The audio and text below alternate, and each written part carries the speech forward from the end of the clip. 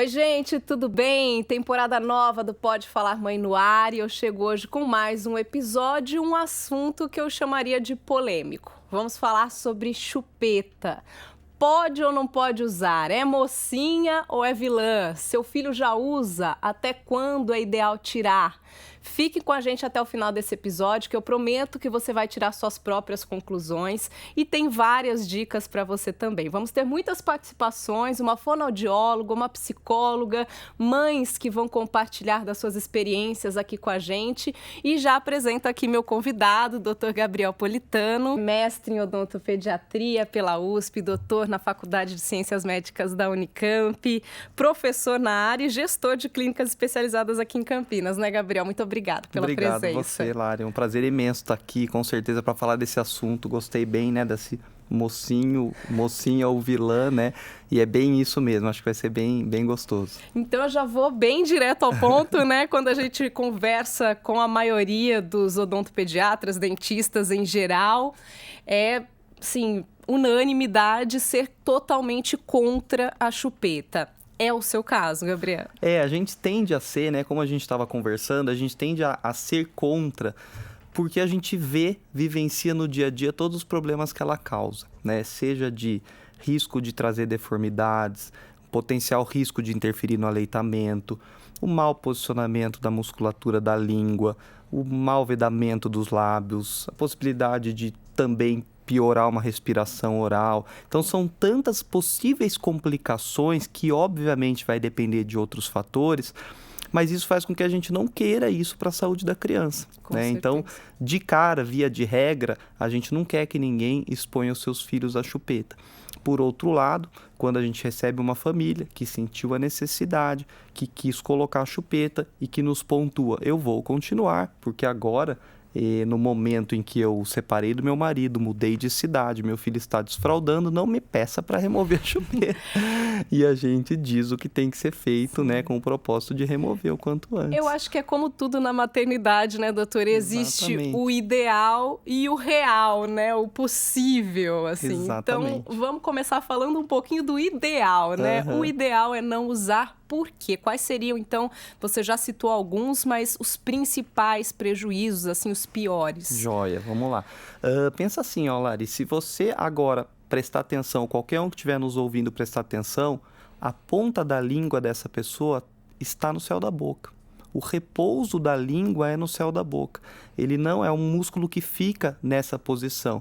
Para começar, se a gente tem uma chupeta, a gente não tem essa língua a gente não tem essa musculatura no local ideal. Então já começa a interferir em toda a musculatura da língua, dos lábios, da bochecha, etc. Ao mesmo tempo, quando essa criança, todo mundo quando deglute, quando a gente engole, a gente encosta os dentes, porque agora você, eu e todo mundo, nós estamos em desoclusão, a gente fala. A gente não está com os dentes encostados, mas quando a gente engole, a gente encosta.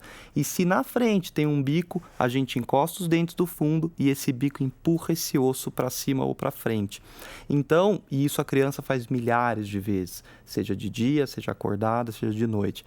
Então, tudo isso faz com que em um osso muito maleável, como é o de uma criança, muito frágil do ponto de vista de poder ser moldado, rapidamente a gente vê essa deformidade acontecendo.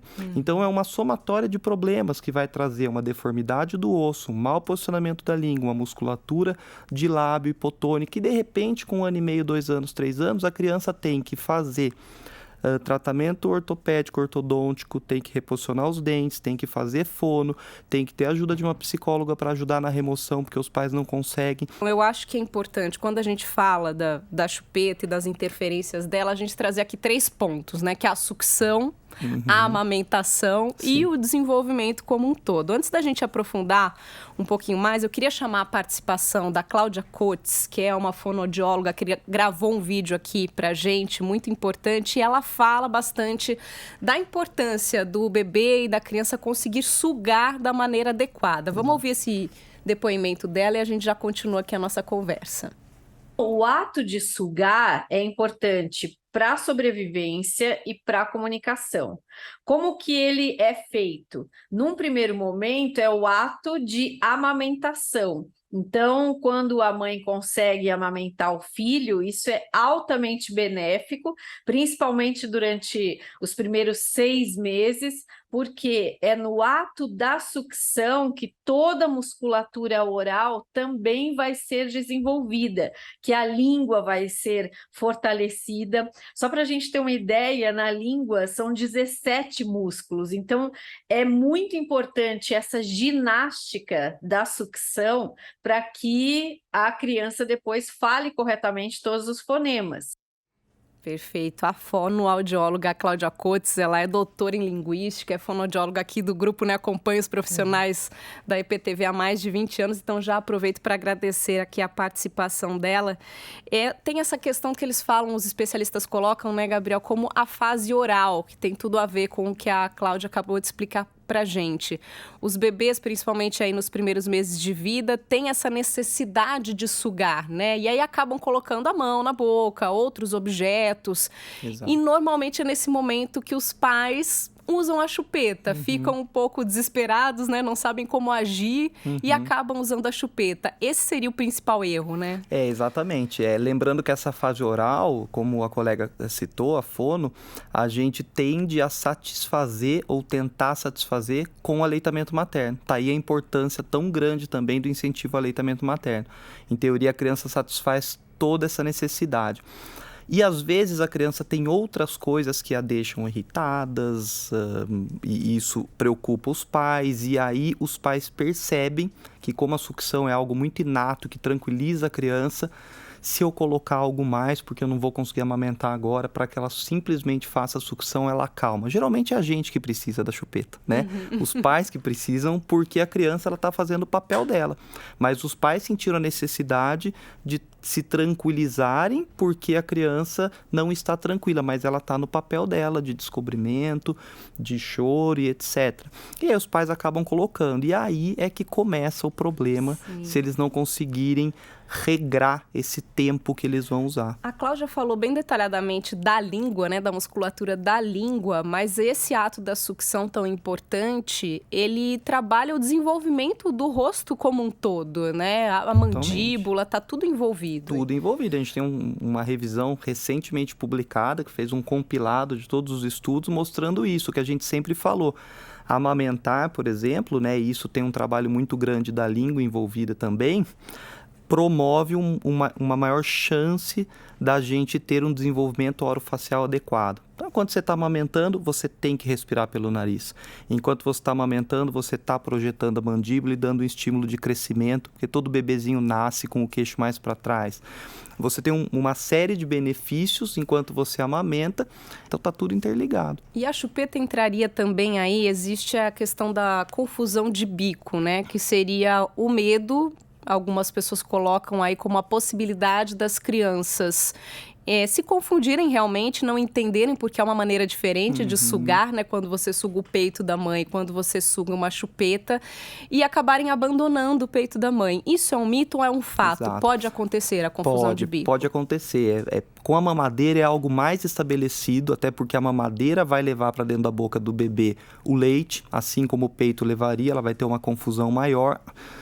Com a chupeta, os tipos de estudo que precisam ser desenvolvidos para comprovar uma relação dessa são difíceis, mas na dúvida, sempre a gente tem que ficar a favor do réu, né? E o réu é o aleitamento. Então, na dúvida, faz todo sentido pensar que a criança, se ela succionar demais uma chupeta, ela vai cansar a musculatura e na hora de mamar, ela não pode não mamar bem, não mamar o suficiente. Se ela tiver uma chance de interferência do tipo de bico também, ela pode se desacostumar. Então, pensando na importância do aleitamento, também é válido a gente partir, mesmo que haja dúvidas, por exemplo, a gente partir do princípio que qualquer sucção não nutritiva que não venha do peito possa ser uma interferência. Sim, vou voltar agora então até para esse momento que a gente comentou, né, dos pais entenderem essa fase oral como uma necessidade. Vou chamar a Daniele Trabucco, que é psicóloga, vai participar também aqui do nosso bate-papo e ela é especializada em atender famílias, né, Daniele, principalmente mães nesse momento de puerpério. E o que eu já escutei, Dani, de alguns pediatras com relação à chupeta, né? Quando eu questionei, pô, oferece, não oferece?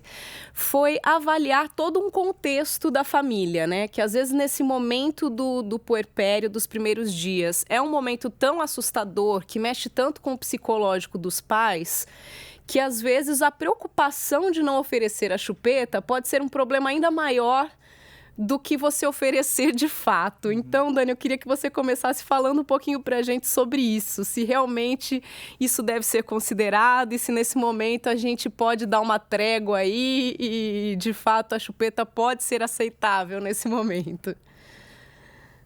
Olha, eu concordo com o Gabriel, com o que ele trouxe aqui. E a família, nesse momento, ela precisa de informação. É o primeiro passo que a gente precisa olhar. Então, entender o que são esses primeiros 3 meses, onde a gente acaba oferecendo ali nos primeiros dias a chupeta. Então, entender que a criança ela precisa se reorganizar. E se ela se organizar de uma forma adequada, o que quer dizer isso? Esse momento dos primeiros 3 meses é a esterogestação. É a vida fora do útero, então a criança precisa de uma adaptação. Então, ter uma rotina, ter, né, a questão da amamentação, ter o contato físico, o colo, o acolhimento, tom de voz. A criança ela se reorganiza pelo choro. Ela está expressando sua comunicação e falando da sua necessidade. Então, esse desconforto do choro é natural, mas para os pais lidarem com isso é muito difícil, simplesmente por não ter as informações básicas que nós estamos aqui discutindo hoje. Um pouco do que o Gabriel falou, né? Normalmente a necessidade da chupeta é uma necessidade dos pais e não das crianças, né? Eu confesso assim, na minha experiência, eu não ofereci chupeta para minha filha, até quem tá ouvindo deve falar, nossa, essa jornalista aí tá falando para não usar chupeta, quero saber se a filha dela usa chupeta. Não usou, eu não ofereci em nenhum momento, mas eu não vou dizer que foi fácil, assim, foi muito difícil, muito desafiador, e nesses primeiros dias, normalmente a gente conta assim com a mãe, com a sogra, que tem uma outra mentalidade, que normalmente não estão atualizadas com as informações como a Dani trouxe, né, dos prejuízos que isso pode trazer. Então, era uma briga constante na minha casa. Minha mãe, nossa, foi minha rede de apoio, me ajudou pra caramba, mora fora da cidade, passou 1 mês morando comigo para me ajudar. Mas essa questão da chupeta foi enlouquecedora, porque a minha filha chorava muito e ela falava, põe uma chupeta na boca dessa menina, por que você vai ficar desesperada? Ela tá chupetando o seu peito, porque a minha filha queria peito o tempo todo, então de hora em hora ela mamava. Ela vai fazer seu peito de chupeta. Então, assim, acontece, gente. A criança pode, Dani, fazer o peito da mãe de chupeta. Isso é um problema ou não é? Comigo deu certo, mas vou te falar que demorou para entrar no eixo, viu? Então, né, a gente sofre com a influência, né, dos nossos familiares que estão lá nos apoiando. Mas não é um problema a criança ficar no peito. E ela precisa se adaptar. E ela vai ter os desconfortos. E ela fala com choro. Essa é a comunicação. Até a gente conseguir entender, né, e lidar com esse choro, olha, não é brincadeira não, viu, gente? Eu vou entrar agora no detalhe mais do prejuízo para os dentes, que tem um depoimento também de uma mãe que relata aí o que aconteceu com o filho dela, né, com relação ao uso da chupeta e o que ela viu na boquinha e nos dentes da criança. Vamos ouvir. Olá, eu sou a Juliana, mãe da Alice. Bom, deixa eu contar um pouquinho como é que a gente descobriu que os dentes dela estavam ficando tortos. Os dentes da frente, a parte de cima, eles estavam abrindo, era nítido, a gente conseguia visualizar isso com muita clareza. Ela já tinha tido a primeira consulta com o dentista e a dentista recomendou fortemente que a gente tirasse a chupeta dela. Depois que a gente conseguiu tirar a chupeta, os dentes eles começaram a retornar no lugar, mas hoje ainda, aos 7 anos, a gente ainda percebe que eles estão tortos e a gente já procurou a ajuda do dentista para resolver isso. É isso, né, Gabriel? Eu tinha a impressão, na verdade, na minha cabeça, o problema era o dente em si que entortava, mas também pesquisando um pouco, eu soube que não é só o dente, que interfere toda no osso, né, da boca da Se a criança. gente imaginar o que é a chupeta, é simplesmente imaginar onde ela fica ancorada, vai às vezes até o meio do céu da boca, e quando a criança faz a sucção, como eu disse, ou deglute, toca os dentes, toda essa região onde ela está ancorada é projetada para frente e ou para cima. Varia um pouquinho da genética também. E são os ossos da mandíbula Os que ossos acabam... da maxila, isso, da parte de cima, são os ossos. O dente só acompanha o osso. E isso tem bastante relação também com o uso prolongado, né, Gabriel? Agora a gente falou do mundo ideal, falando do real, né? Para os pais que não resistiram e acabaram oferecendo a chupeta. Existe, assim, um momento certo, né? Uma maneira de usar a chupeta com parcimônia, vamos dizer assim, um uso correto da chupeta? Vamos pensar que a gente recebeu, então, uma criança, assim, no consultório e a gente vai tentar... Primeiro a gente percebe que a mãe me diz, olha, nesse momento eu não vou conseguir tirar. Psicologicamente não é saudável e a gente tem que aceitar. Isso é coisa, não é nossa, a gente não consegue impor. Quanto menos usar. Dormindo, a gente não tem saliva, a gente não deglute, a boca fica entreaberta, então o risco é bem menor do que acordado. O problema principal é quando a criança está acordada, deglutindo, até falando com a chupeta na boca. Aí o prejuízo é muito maior. Então, assim, quase que exclusivamente na hora de dormir. Aquela hora que não é, o dormir não é, você vai dormir às 8, coloca às 6, porque às vezes a mãe fala, nossa, eu já aguentei o dia inteiro sem dar chupeta. Às 6 da tarde não tá bom? Não, das 6 às 8 vai deformar muito. Se não conseguir remover o mais perto possível, acordou, tira, né? E pronto. Mas o ideal é que consiga se remover, e se você me perguntar a umidade, apesar da literatura não estipular, pelo que a gente vê, sinceramente, 1 ano, 1 ano e meio, tentar tirar. Porque pode parecer que é mais fácil para frente, mas é mais difícil, porque a criança fica mais apegada, somado às alterações, somado ao irmãozinho que com 2 anos comumente vem, ao desfraude que vem, à escola que vem, é muita coisa para a mãe fazer junto, vai sobrar para a chupeta, essa é a nossa experiência.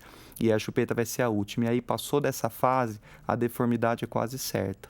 E hoje a gente vê uma infinidade de opções também, né? Marcas, formatos, a tal da chupeta ortodôntica. Isso faz diferença ou qualquer uma é prejudicial da mesma forma? Podem fazer pequenas diferenças pelo tamanho, pelo formato. O que eu digo é que vai mudar a deformidade do osso. Vai ser compatível com o formato da chupeta. Porque uma vez que entra dentro, separa as 2 arcadas e empurra o osso, vai acontecer. Então, de fato, existe... existem essas diferenças e quanto mais parecida com o peito, melhor, mas não vai ser igual. É o famoso menos pior, né? É o menos pior, exatamente. Vai ser ruim de qualquer jeito, exatamente. Vamos escolher o menos pior. E agora falando um pouquinho também, doutor Dá, você falou do uso prolongado, tem também uma outra participação aqui da Cláudia Coates, que ela falou dessa questão do uso prolongado. Na minha conversa com ela disse justamente que o ideal é 1 ano, 1 ano e meio, e que se a gente fosse tolerar assim, explodindo perto dos 3 anos de idade, mas ela explicou também em detalhes o quanto isso é prejudicial e pode ser prejudicial para a fala das crianças. Exato. Eu achei muito interessante o depoimento dela, então vou exibir mais um videozinho da Cláudia aqui para a gente entender os prejuízos do uso prolongado. Qual é o problema? É que a chupeta sacia até o choro, muitas vezes. E a criança começa a ficar com a chupeta na boca, ela não suga, então ela fica brincando com a chupeta, a língua já começa a ficar o que a gente chama mais canolada, começa a acontecer uma flacidez e eu diria que durante o primeiro ano de vida da criança, ok usar a chupeta ou a mamadeira e a mamadeira, as 2 coisas, mas o uso da chupeta de forma prolongada, exemplo, até 9 anos de idade, até 7 anos, é totalmente errado e prejudica muito a criança, tanto no desenvolvimento da fala, porque a chupeta vai fazer a língua ficar mais flácida, vai ficar ampla na boca, e aí a criança não consegue nem falar os fonemas. Então, os pais já vão ter um outro problema que vai ser levar na fonoaudióloga, porque não consegue falar o fonema direito, com certeza também não vai conseguir escrever. Então, veja, aí já começa a acumular a dificuldade. O próprio Cebolinha da Turma da Mônica é esse exemplo, ele não consegue falar o R, que é esse do arara, não é? Ele fala alala. Por quê? Porque a língua não consegue fazer o movimento correto. Então, se a gente fosse pesquisar, com certeza o Cebolinha ficou usando chupeta um tempo maior. Então, o máximo que a gente pode estimular com chupeta são 3 anos de idade. Por quê? Porque com 3 anos de idade já é esperado que a criança fale todos os fonemas. Ou seja, um prejuízo total para a fala da criança também, né, Tudo. Gabriel? Aí, É Lari, tudo que imagine, interfere. imagine então o que uma mãe está exposta eventualmente aos 2 ou 3 anos de idade, de necessidade de terapias para ajustar tudo por causa da chupeta. E olha, eu vou dizer, né, que eu ia falar do meu filho, né? Eu tenho 4. O meu primeiro, a gente usou chupeta. E eu acho muito importante falar isso. Sabendo que não é o ideal, adequado, mas nosso primeiro filho, há 12 anos atrás, a gente teve muita cólica a madrugada inteira, tudo que a gente pudesse fazer para aliviar da gente, volto a dizer, porque ele estava no papel dele, a gente colocou. A gente optou por tentar e ajudou um pouquinho, para não mentir também, ajudou muito. Mas de uma forma extremamente regrada. E ele, por exemplo, precisou de fono aos 4 anos. Então, assim, é um risco que eu assumi enquanto pai, mesmo ciente. Então, quem optar tem que assumir todos os riscos, porque são muitos e não vale a pena geralmente. Vamos para as dicas para largar a chupeta, então. Daniele, socorre a gente aqui e ajuda na parte psicológica. Não deu certo, dei chupeta, meu filho tá aí viciado. Como fazer a criança largar? A gente sabe que os pais acabam normalmente apelando para o lúdico, né? Vou dar para o Papai Noel, o coelhinho da Páscoa vai trocar por um ovo de chocolate. Isso é uma opção bacana ou pode causar algum trauma na criança? A gente sabe aqui que a chupeta é uma ferramenta com consequências, né? É o que a gente está trazendo aqui. Mas eu queria lembrar que para você deixar de não utilizar a chupeta como uma ferramenta, tem outras ferramentas que a gente pode trabalhar. Então, ter essas informações ali nos 3 primeiros meses, que é o colo, que é a amamentação, que é o contato físico. Então, o seu bebê ele vai se acalmar se você for adaptando ele dessa forma e sem utilizar a chupeta. Perfeito. E na hora de tirar, né, para a criança que já tem o hábito, então o lúdico tá valendo. Vou chamar uma última mãe aqui, então, antes da gente encerrar nosso bate-papo, que nós já estamos partindo aqui para a etapa final. Um depoimento de uma mãe que fala um pouquinho de como ela usou esse lúdico para que as crianças abandonassem a chupeta. Vamos ouvir. Meu nome é Maiara, eu sou mãe da Maria Beatriz e do João Gabriel. A Maria Beatriz hoje tem 4 anos e o João Gabriel tem 2 anos e meio. A gente combinou que em tal dia seria a despedida da chupeta, dela e do irmão, e eu levei num parque aqui próximo de casa. Chegou no dia, juntamos todas as chupetas que tinha em casa, fomos até lá e foi a maior festa, jogamos assim bem longe, nós 3, e foi a maior alegria.